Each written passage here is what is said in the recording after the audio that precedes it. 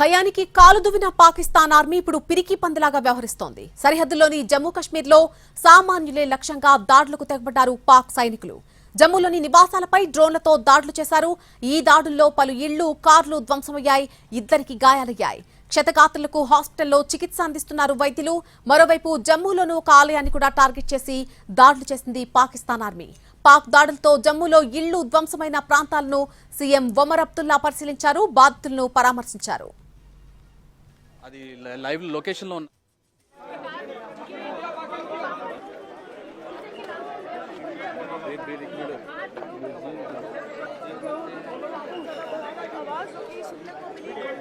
Partial గా damage అయ్యాయి.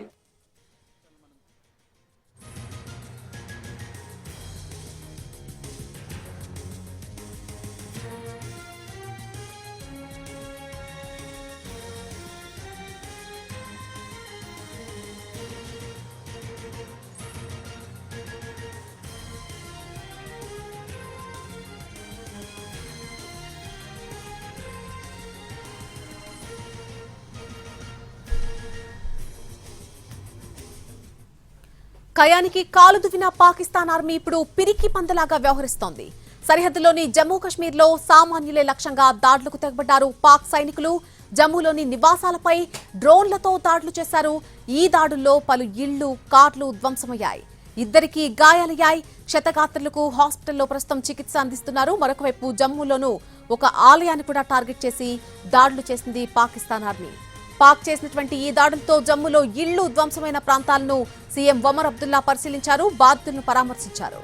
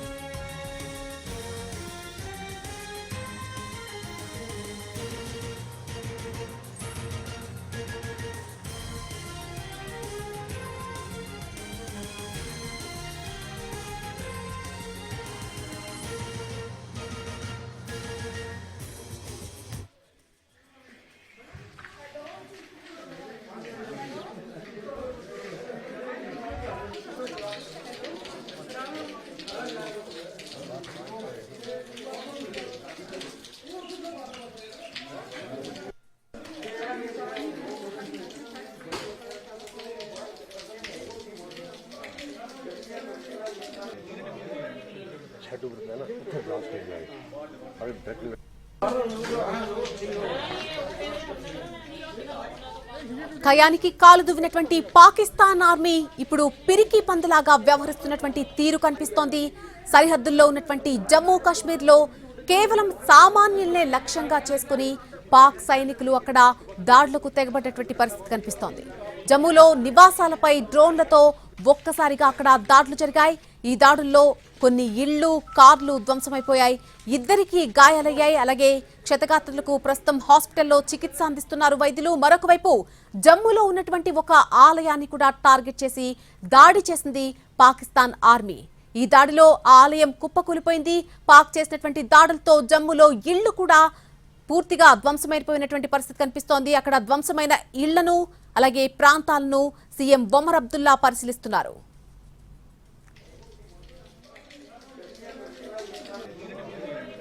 छठ उम्र में ना ब्लास्ट हो गया है अभी